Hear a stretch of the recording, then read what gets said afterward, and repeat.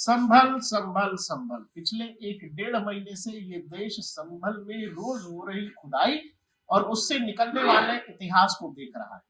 पहले survey team जाती है, सर्वे टीम पर पत्थरबाजी होती आती है। पत्थरबाजी की घटना के बाद अचानक उत्तर प्रदेश की पुलिस बिजली चोरों की खोज में निकल पड़ती है। बिजली चोरों की खोज में निकली हुई पुलिस को खुद वहां के सांसद जियाउर रहमान बर्क मिल जाते हैं। बताया गया कि सांसद साहब भी बिजली चोरी में लिप्त है। 1 करोड़ 9 लाख का फाइन ठोका गया, केस किया गया। बाद में बताया गया कि सांसद साहब के पिताजी धमकी भी शायद दे रहे थे कि हम आ जाएंगे तो देखिए। उसके बाद एक दिन उत्तर प्रदेश की पुलिस को बिजली चोरी के कार्यक्रम में ही एक मंदिर मिल गया। मंदिर के बाद कुआं मिल गया, कुएं के बाद रानी की बावड़ी मिल गई। अब रोज कुछ न कुछ मिल ही रहा है। अब यही नहीं, जहां से पत्थरबाजी की घटना हुई थी उसी जगह के आसपास के मतलब एकदम पास में कोई खाली प्लॉट था। सरकार वहां बकायदा परमानेंट पुलिस थाना बनाने जा रही है। राहुल है हमारे साथ। ये क्या पूरी कहानी है राहुल? और क्या और जो कहते थे कि लखनऊ से दिल्ली का रास्ता संभल से चलेंगे, कितना क्या चल रहा है? 2027 उत्तर प्रदेश में जो विधानसभा चुनाव होगा उसका रास्ता संभल से होकर के जाएगा एकदम और मतलब तय हो गया। केंद्र बिंदु 27 का विधानसभा चुनाव, उसका केंद्र बिंदु संभल ही रहे। तो संभल कहीं से पिक्चर में नहीं था, कुछ नहीं था। मतलब लोग पढ़ते थे कि आने वाले समय में कलयुग में कल्कि के अवतार जो है संभल में आए। ये अचानक संभल वाला जो चैप्टर खुला है, क्या आपको लगता है कि ये जो राइट विंगर फोर्स है या जो जिनको कहते हैं भाई राष्ट्रवादी लोग, ये लोग कहीं खुश तो नहीं हो रहे उन पत्थरबाजों से जिन लोगों ने पत्थरबाजी कर दी? क्योंकि वो तो कहते हैं मधुमक्खी के छत्ते में हाथ डालने जैसा। पत्थरबाजी की घटना के बाद जो खुदाई हो रही है वहां मंदिर, मूर्ति, कुआं, रानी की बावड़ी, ये तो सब निकलना जा रहा है। 24 नवंबर को ना वहां पत्थरबाजी होती, ना मामला इतना आगे बढ़ता। उस दिन हम पहले जब बातचीत कर रहे थे, मैंने तब भी प्रकाश आपसे ये बात कही थी कि 24 नवंबर की घटना वो सरदर्द बन गई योगी आदित्यनाथ की, और उनको लगा कि भाई इसमें तो ऐसे छोड़ नहीं सकते। अच्छा, एक और बात है राहुल भाई कि कोई और पॉलिटिशियन होता अगर, तो वो शायद संभल की घटना को या उस पत्थरबाजी को किसी और भी तरीके से हैंडल करता। कई बार हम देखते हैं इस तरह के मामलों में प्रशासन का जो रवैया होता है बिल्कुल होता है कि आई गई बात हो जाती है। लेकिन योगी आदित्यनाथ ने जो स्टांस ले लिया वो अपनी बात से हटे ही नहीं। सुप्रीम कोर्ट ने कह दिया कि भैया अगले 4 हफ्ता तक देश के किसी अदालत में, निचली अदालत में मंदिर मस्जिद से जुड़े किसी मामले को नहीं सुना जाएगा। उत्तर प्रदेश की पुलिस बिजली चोरों को पकड़ने निकल पड़ी, उसी मंदिर में गया। योगी आदित्यनाथ को जाना जाता है ऐसे फैसले लेने के लिए, और उनकी कानून व्यवस्था की केवल उत्तर प्रदेश में ही नहीं बल्कि जो दूसरे राज्य हैं वहां पर भी प्रशंसा होती है। मैं आपको एक बात बताऊं प्रकाश भाई, हरियाणा इलेक्शन हम कवर कर रहे थे तो हरियाणा में देखिए पहले बीजेपी का माहौल बिल्कुल भी नहीं था, और जहां भी हम जा रहे थे वहां लोग एक ही बात कह रहे थे, कांग्रेस कांग्रेस कांग्रेस कांग्रेस। जैसे जैसे वहां पर योगी आदित्यनाथ की रैलियां हुई, उसके बाद में एकदम से ही वहां का ऐसा माहौल पलटा कि हम खुद देख करके वहां पर आश्चर्यचकित हो गए थे कि ये कैसे हो सकता है। जहां जहां योगी आदित्यनाथ ने रैली की, हम जब वहां पर गए तो उन्होंने कहा कि नहीं भाई योगी जी आए हैं, उन्होंने कहा कि एक होकर के वोट देना है, मतलब बीजेपी के साथ एकदम चला। और वहां के लोग ये कह रहे थे कि अगर योगी आदित्यनाथ जैसा मुख्यमंत्री यहाँ पर दे दें तो हम जिंदगी में कभी बीजेपी के अलावा किसी और को वोट नहीं करेंगे। तो केवल योगी मॉडल जो है वो यूपी में ही नहीं, यूपी से अलग दूसरे राज्यों में भी सेट हो चुका है। और क्योंकि उन्हें जाना जाता है, वो जिस काम को कहते हैं वो करते हैं। और जो फिल्मी डायलॉग है सलमान खान का, जो मैं कहता हूँ करता हूँ, जो नहीं कहता वो डेफिनेटली करता हूँ, उन्हीं का है। तो वो यहाँ पर योगी आदित्यनाथ जी के पास के ऊपर वो बिल्कुल फिट बैठता है। आप जो ये संभल में देख रहे हो, क्योंकि मैं तो देख रहा हूँ कि अखिलेश यादव एकदम चुप है और कांग्रेस भी एकदम चुप है। शुरू में जब वो मामला हुआ जिसमें 5 लोगों की जान गई, उसमें सब लोग भागा दौड़ी कर रहे थे कि हमको संभल जाना, कौन संभल की रेस में फर्स्ट आता है। लेकिन उसके बाद से मैं देख रहा हूँ ये जो खुदाई कार्यक्रम जारी है सरकार का, उसमें रोज कुछ नई हिंदू कलाकृति या कुछ भी निकल जा रहा है। उस कार्यक्रम पर जितना विपक्षी नेता बोलेंगे उतना फंसेंगे। ये बहुत बड़ी लाइन है।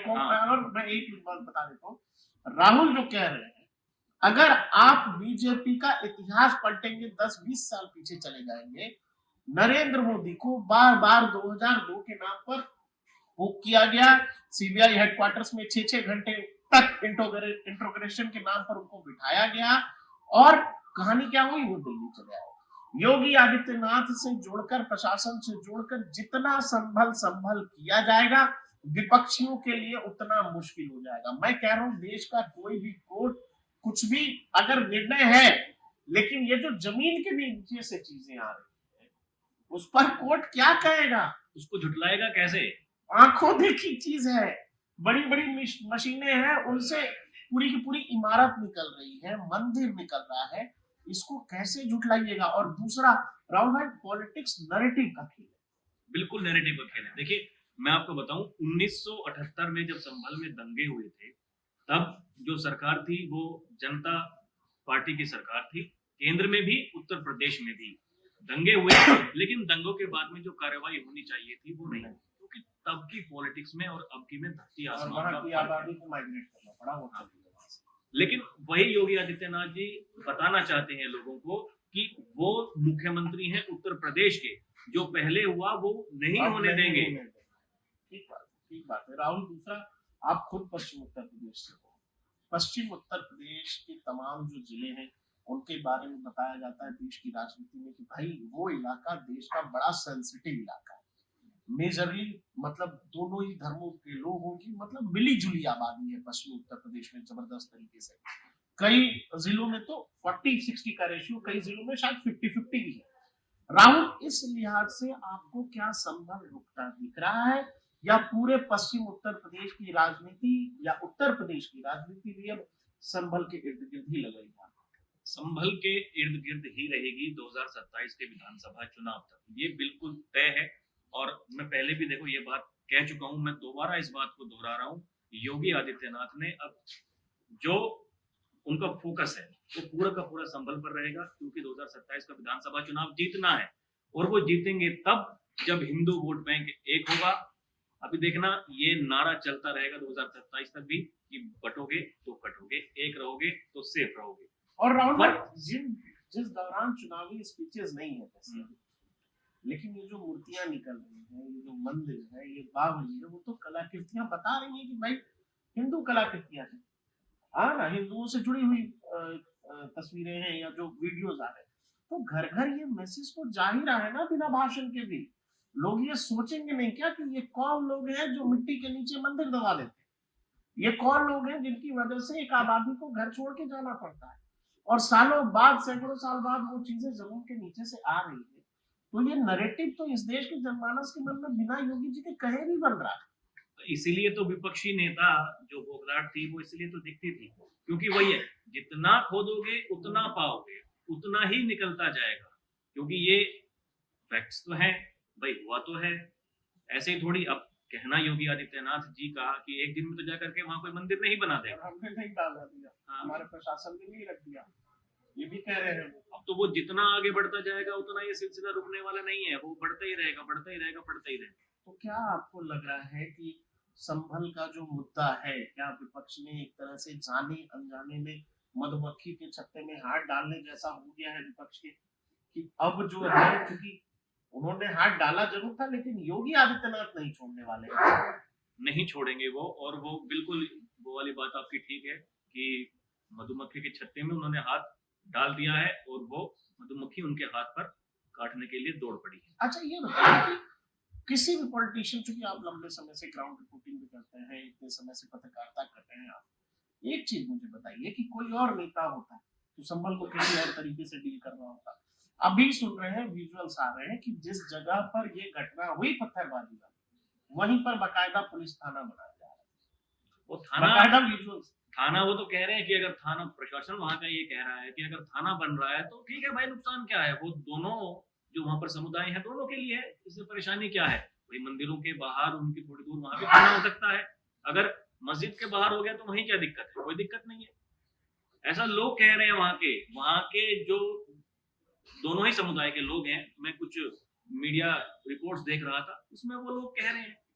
अब देखिए, वहीं से ये पूरा का पूरा मामला सेट हो जाता है। आप ने ये सोचा नहीं होगा कि वहां पत्थरबाजी करने के बाद में, और ये पूरा का पूरा मामला राजनीतिक था चुनाव के आप नतीजे आने मानेंगे के बाद। कुंदरकी से जुड़ा हुआ था मसला। बिल्कुल, चुनाव के नतीजे आने के बाद एक दिन बाद ये घटना होती है, जबकि सर्वे वहां एक बार पहले भी हो चुका था, एक बार हो चुका और चुनाव से पहले। और अर्ली मॉर्निंग हो रही थी, अर्ली सुबह का 6-7 बजे का वक्त था, उस समय सर्वे टीम गई हुई थी और ऐसे में उस घटना को अंजाम दिया गया। तो इस लिहाज से मतलब राहुल भी यही कह रहे हैं और मेरी भी तो यही समझ आ रहा है कि योगी आदित्यनाथ को जब विपक्ष को ये लगेगा कि वो योगी आदित्यनाथ को बैकफुट पर ढकेल सकता है, योगी जी थोड़ा पीछे जाएंगे। इस घटना का देखिए आप, वही जो वहां के कुंदरकी के विधायक थे जियाउर रहमान बर्क, जो कि सांसद बने संभल से,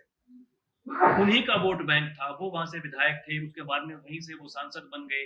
अब जब उपचुनाव हुआ तो उपचुनाव में भर के वहां के जो मुस्लिम समाज के वोटर्स थे उन्होंने वोट दे दिया बीजेपी को। अब ये बात किसको हजम हो जाएगी? भारतीय राजनीति में कुंदरकी में जो हुआ, जो नतीजे आए वो वाकई में मतलब चौंकाने वाले। लाखों से ज्यादा वोट से वहां बीजेपी का कैंडिडेट जीत गया और अगले ही दिन संभल में बवाल हो गया। इस पूरे मामले में सांसद साहब पर भी कई सारे आरोप हैं। बाकी आपको क्या लगता है कि क्या संभल योगी आदित्यनाथ को दिल्ली पहुंचाने की ताकत रखता है, या क्या विपक्ष ने संभल के मुद्दे को गलत तरीके से योगी आदित्यनाथ की झोली में परोस दिया है?